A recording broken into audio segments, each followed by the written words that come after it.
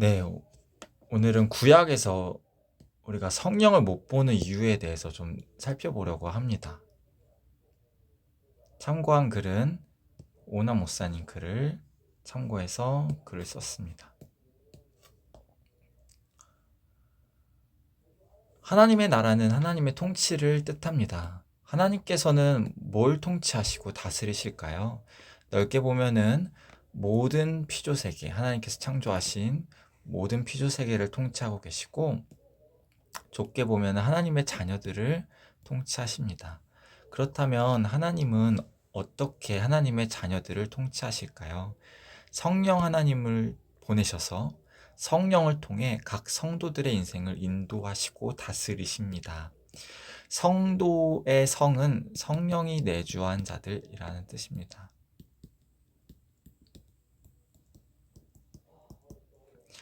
구약시대 옛 언약 백성들에게는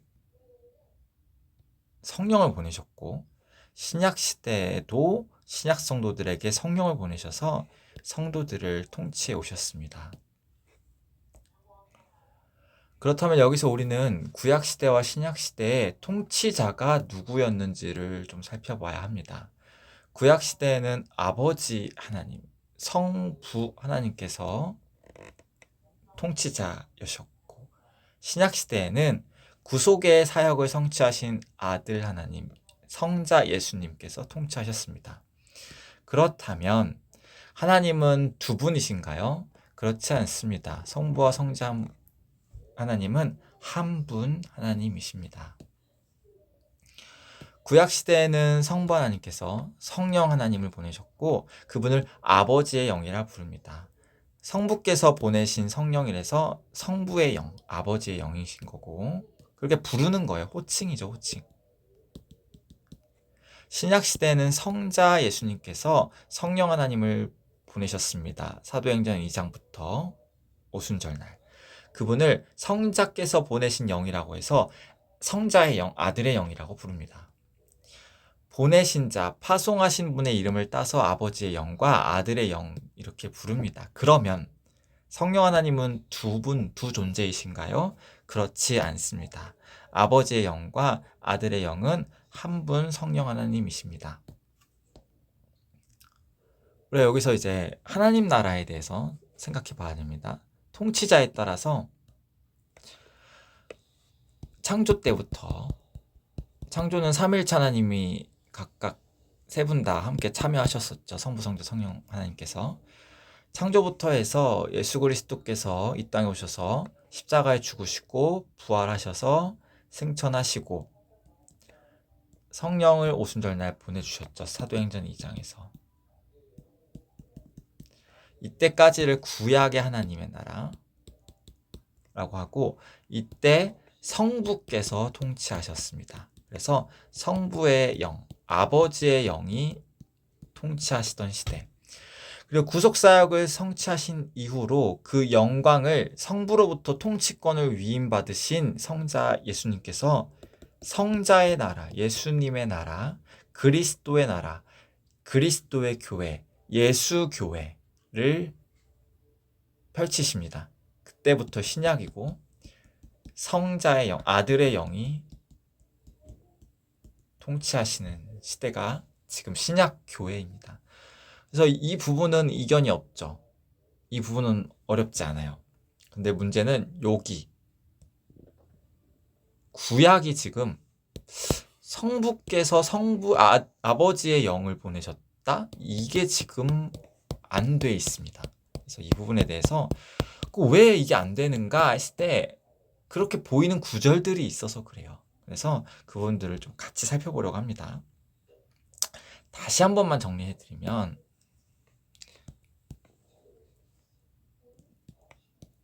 구약에는 성부께서 모든 아브라함의 자손에게 아버지의 영을 보내셨다. 그래서 성도들을 통치하는 아버지의 나라를 이루셨다. 그리고 십자가에서 구속의 사역을 성취하시고 부활하셔서 승천하시고 성령을 오순절에 성령을 보내신 예수님 그 시대 통치권을 위임받으셨죠. 영광스러운 아버지의 아들로서, 독생자로서. 그것을 예수의 나라, 아들의 나라라고 합니다.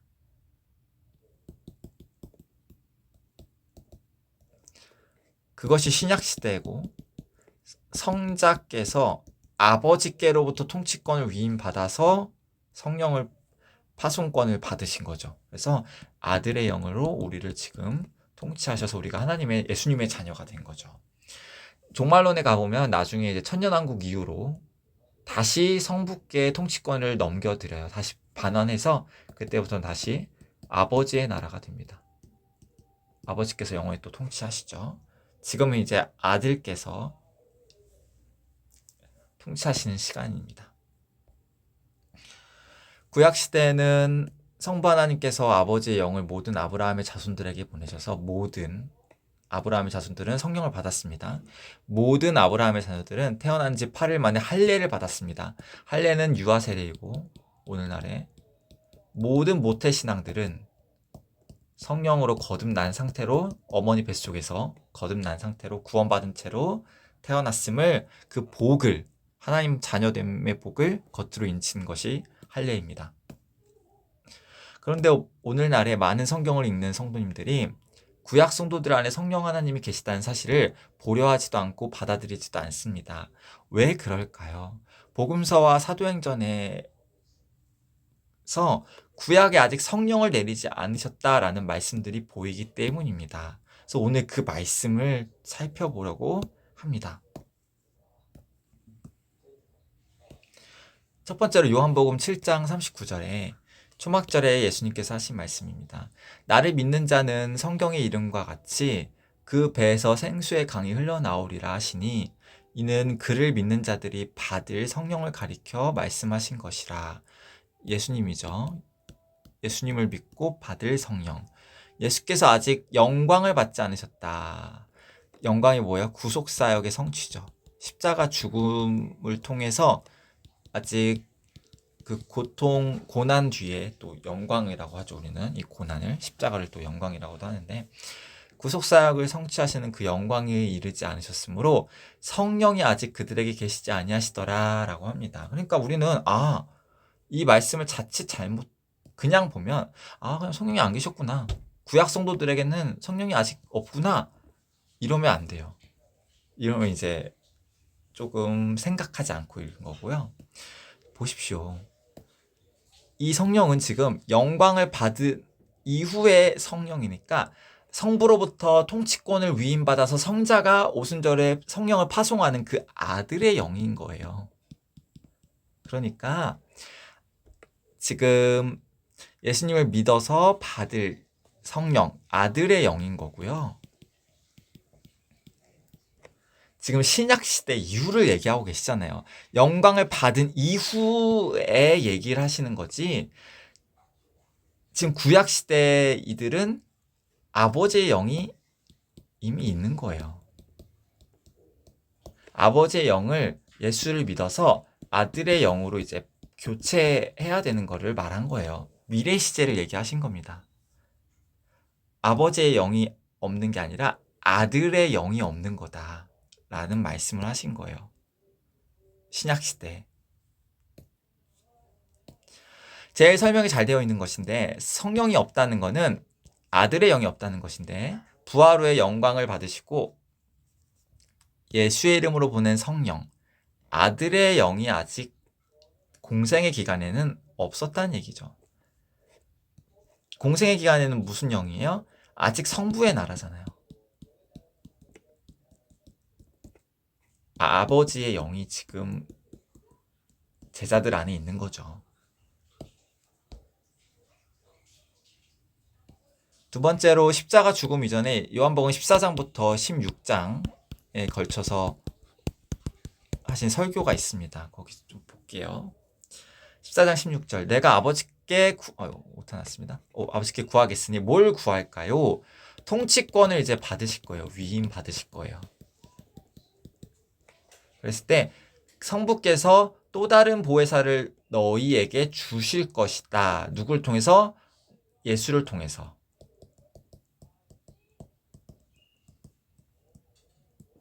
그게 뭔 말이에요? 성부께서 원래 성령을 보내셨는데 이제 구약이죠. 신약에는 성부께서 아들 성자 안에서 성자를 통해서 성자가 성령을 보내실 거예요. 아들을 높여주시는 거죠. 아들에게 통치권을 주셔서 우리 아들 고생 많았다. 십자가에서 죽음으로 구속을 성취하느라 고생 많았다. 너가 이제 통치해라. 이렇게 성자를 드높여 주시는 진짜 승귀죠. 그것을 이제 허락하실 것이다. 그것을 아버지께 구할 거다 내가. 라고 얘기를 하신 거죠. 승천하셔서. 요한복음 14장 17절 그는 성령님은 진리의 영이다. 그러나 너희는 그를 안다. 그는 이미 너희와 함께 하신다. 왜요? 아버지의 영이나 아들의 영이나 같은 성령님이시니까요. 지금 너희 안에 아버지의 영이 너희와 함께 하시고 미래에는 내가 너희 안에 또 내 영, 아들의 영을 보낼 거다라고 얘기하고 있습니다. 교체하는 것이죠.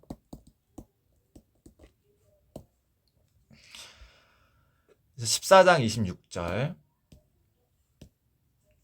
보혜사, 파라클레토스 많이 설교하시죠. 아버지께서 내 이름으로 보내실 아버지 성부께서 성자의 이름으로 보내실 성령, 아들의 영. 요한복음 15장 26절 내가 아버지께로부터 너희에게 보낼까. 자, 성부로부터 성자를 거쳐서 성령 보혜사를 보내실 것이다. 아버지께로부터 나오시는 진리의 성령이 오실 때에 요한복음 16장 13절 진리의 성령이 오시면 그가 너희를 모든 진리 가운데로 인도하실 것이다. 요한복음 14장에서 16장에 제일 중요한 건 뭐냐면은 시대구문, 아버지의 영과 현재 계신 성령님이 누구시고 미래에 계실 성령님이 누구시냐를 우리가 잘 알아야지 오해 없이 구약에 성령이 없었구나. 그래서 성령을 나중에 주시는구나. 이게 아니라 아버지의 영이 계셨구나. 그리고 나중에 아들의 영을 또 보내주시는구나. 이 두 분은 같은 하나님이시다. 성령 하나님이시다라는 것을 아셔야 합니다. 세 번째로 부활 후에 하신 말씀인데요. 예수님께서 부활 후에 이 말씀을 하시고 그들을 향하여 숨을 내쉬매 이르시되 성령을 받으라. 그러니까 지금 너희 받아야 한다는데 그러니까 성령이 없어서 성령을 받으라고 하신 거구나가 아니라 성령이 있는데 성령을 받아야 한다라고 얘기하신 거라는 걸 알아야 돼요.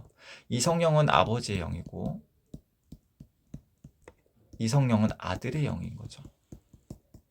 왜 이렇게 달라져야 돼요? 통치자가 달라졌잖아요. 구약에는 성부께서 통치하셨지만 신약에는 성자께서 통치하시니까 세대의 교체를 하는 거죠. 네 번째로 살필 것은 사마리아에 임한 성령입니다.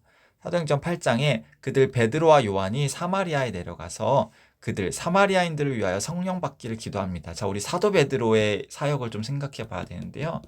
사도 베드로의 사역은 뭐였어요? 사도 베드로와 바울이 다르죠. 두 축으로 이루어지잖아요. 사도 바울과 사도 베드로의 사역으로 두 축으로 이제 사도행전이 전개가 되는데 사도 베드로는 유대인들에게 성령을 세례를 베풀었고 사도 바울은 이방인들에게 세례를 베풀었죠. 이방인들은 성령이 없던 사람들이에요. 성령이 없던 자, 아버지의 영이 없었어요. 왜요? 유대인이 아니잖아요. 아브라함의 자녀가 아니니까 아버지의 영이 없었어요. 근데 이제 예수님의 구속사역으로 이방인들도 성령을 받을 수 있게 되었죠. 이 사역을 했어요. 그럼 사도 베드로의 사역은 뭐였어요? 성령을 교체시켜줬죠. 아버지의 영을 받은 아브라함의 자녀들에게 아들의 영을 받을 수 있도록 쓰임 받았어요. 사도 베드로는 그 사역, 성령 교체 사역에 쓰임 받은 자입니다. 이걸 아셔야 돼요. 그래서 사마리아 사람들은요, 여러분, 유대인들이잖아요. 사마리아 뭔지 아시죠? 북이스라엘 수도입니다. 물론 이제 나라를 빼앗기고 혼합 정책으로 인해서 많은 이방인들과의 교류로 인해 유대인의 피가 이제 많이 흐려졌다. 그래서 이제 이방인과 같이 되었다라는 편견에 쌓였지만 그렇지 않죠. 사마리아도 이스라엘 땅입니다. 엄연히. 저는 사마리아가 무슨 저기 멀리 있는 줄 알았어요. 이방인이래서. 근데 아니, 북이스라엘 수도였어요. 네. 이스라엘 사람들이에요. 그러니까 이 사람들도 아브라함의 자손이고 아버지의 영이 있는 사람들이죠. 자, 그런데 문제가 있어요. 아직 한 사람에게도 성령 내리신 일이 없대요. 그래서 성령이 없나 보다, 사마리아 사람들은. 이런 순진한 사람들 같으니라고. 그게 아니죠. 이때 성령은 아들의 영이 없다는 거죠. 누구는 있었어요? 아버지의 영은 있었다. 아직 구약시대 사람들이니까. 그래서 여기서 성령은 오순절에 임한 아들의 영을 의미한 것이고, 그들에게 성령 자체가 없었다는 말은 아니다. 아버지의 영이 있었다. 아들의 영이 없었던 거지. 그래서 우리가 요한복음 3장과 4장을 읽을 때 요한복음 3장에 누구 나올까요? 니고데모 나오죠? 니고데모. 4장에 그 수가성 여인, 사마리아 여인, 우물물 푸던 여인 있잖아요. 설교할 때 어떻게 설교해야 되냐면 니고데모와 사마리아 여인은 이미 어머니 뱃속에서 거듭난 모태 신앙으로 봐야 됩니다. 그래야 제대로 읽은 거예요. 5번째, 아볼로라는 유대인입니다. 유대인이면은 이미 아버지 영이 있었겠네요. 어머니 뱃속에서 이미 거듭났겠네요. 있음. 사도행전 18장에 보시면 알렉산드리아에서 난 아볼로라는 유대인이면 엄마가 유대인이었을 거잖아요. 우리 유대인들은 이 진리를 알았어요. 모태신앙. 어머니가 유대인이면 그 자녀도 유대인이다. 왜? 어머니와 성령이 한 몸이고 자녀가 어머니 뱃속에서 한 몸을 이루잖아요. 엄마랑. 그러니까 어머니의 자녀도 같이 한 성령으로 받는 걸 알았던 거예요. 이 얼마나 대단한 신학적 통찰입니까? 유대인을 무시할 수 없어요. 그래서 아볼로는 아버지 영이 있었고 에베소에 이르렀는데 성경에 능통했대요. 하나님이 인정했어요. 성경은 성령의 조명하심 없이는 이해할 수 없고 능통할 수가 없습니다. 성령의 조명을 받았다. 조명하심을. 그 말이 즉슨 성령이 내주했다는 말이죠. 근데 그가 일찍이 주의도를 배웠는데 하나님 말씀 율법을 배웠는데 예수에 대해서도 말을 하는데 요한의 세례만 알았대. 세례자 요한은 구약 시대니까 아직 아버지의 영을 받은 상태인 거고 18장 26절 아볼로가 해당해서 담대하게 말하기 시작하거늘 브리스길라와 아굴라가 들어보니까 지금 아볼로가 아버지의 영 구약시대 아직 성령 교체가 안 됐네. 이 시대 구분이 안 되네. 신약 시대를 잘 모르네. 그래서 하나님의 도를 더 정확히 풀어준 거죠. 신약 시대다. 지금은 아들의 영을 받아야 한다. 아들의 영이 예수님이 통치하시는 시대다라는 것을 브리스길라와 아굴라가 가르쳐 주었다라고 말씀하고 있습니다. 에베소에서 만난 이방인 전도자들 사도행전 19장 2절에 너희가 믿을 때 성령을 받았느냐? 아니요, 저 안 받았는데요. 우리는 성령이 계신도 못 들었는데요. 자, 이때 이 성령은요, 아들의 영이죠. 여러분, 이 사람들 전도한 사람이에요. 성령 없이 전도 어떻게 합니까? 이미 아버지의 영은 있는 거고 지금 아들의 영을 잘 이해 못한 거예요. 그럼 왜 이런 얘기를 했을까? 설명을 해드릴게요. 바울과 12사람 전도자죠. 12 전도자들의 대화를 보십시오. 그들은 아직 예수님에 대한 깊은 지식을 가지지 못했습니다. 아마도 유대인이 아닌 것으로 추정할 수 있습니다. 이방인 전도자들은 요한의 세례까지는 알았다고 합니다. 지금 이들의 한계가 뭐예요? 구약시대에 대한까지 이해를 한 것 같고 아버지의 영까지 지금 받아서 세례를 받은 것 같아요. 그들은 오순절 그리스도 성령 갈림 사건을 전혀 몰랐습니다. 오순절 그리스도의 성령 강림은 뭐예요? 예수님께서 성령을 보내신 건데 아들의 영을 보내신 거잖아요. 자, 그러면 여기서 뭐가 필요할까 이들에게? 지금 뭘 해줘야 될까요? 아버지의 영을 아들의 영으로 교체시켜줘야겠죠. 그걸 이제 사도 바울이 눈치챈 거예요. 이것 봐라. 아직 시대가 넘나들지 못했네. 이렇게 이해한 거죠. 그래서 이런 얘기를 한 거예요. 아들의 영 받았니? 아니요. 아들의 영이 뭐예요? 그들은 오순절 했고 그들이 구약의 성령 존재 자체를 몰랐는지 오순절 성령을 몰랐는지 이어지는 대화 속에서 지금 아버지의 영도 없는 건지 지금 아들의 영을 지금 못 받은 건지 이해 못한 건지 뭐 같은 분이긴 한데 그거를 이제 더 생각해 봐야 되죠. 바울은 그들에게 예수님을 전합니다. 통치자가 바뀌었잖아요. 성자로 이제. 12사람이 유대인인지 이방인인지 기록이 없습니다. 분명한 것은 그들에게 임한 성령은 예수 그리스도의 성령입니다. 이런 의문들에 대해서 아까 받았는데 지금 모르는 거네요. 자, 그러면 왜 이런 대화가 나왔을까 좀 생각을 해봅시다. 어떻게 우리는 해석해야 될까요?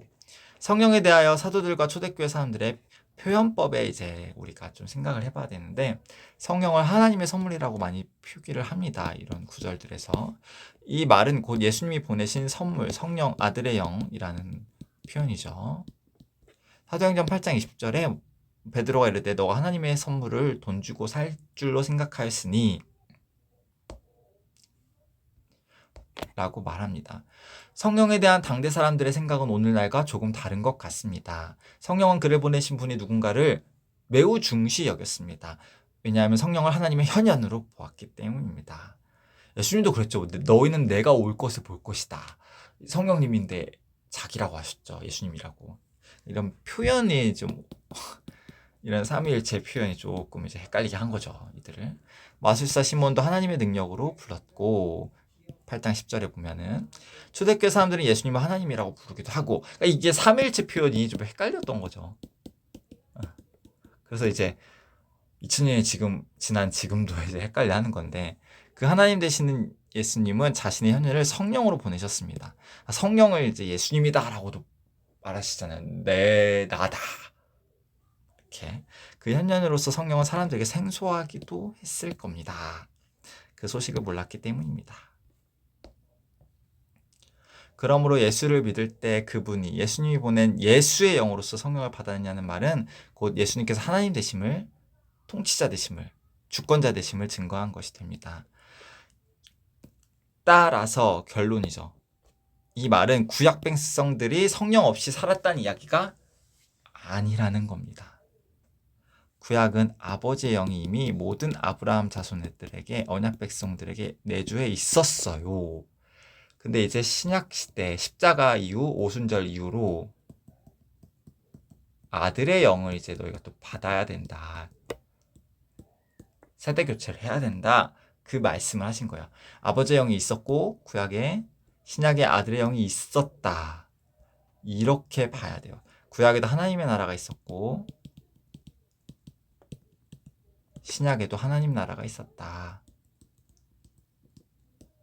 이렇게 돼야 돼요. 안 그러면 여기 없었어요? 성령이 없고 하나님 나라도 없었어요? 그럼 구약은 우리가 읽을 필요가 없어요. 복음이 아닌 거기 때문에. 근데 복음이죠. 왜요? 성령이 있었고 하나님 나라가 있었으니까. 성부께서 통치하시는. 구약의 하나님 나라는 성부 하나님께서 아버지의 영을 모든 이스라엘 언약 백성들에게 부어주셨습니다.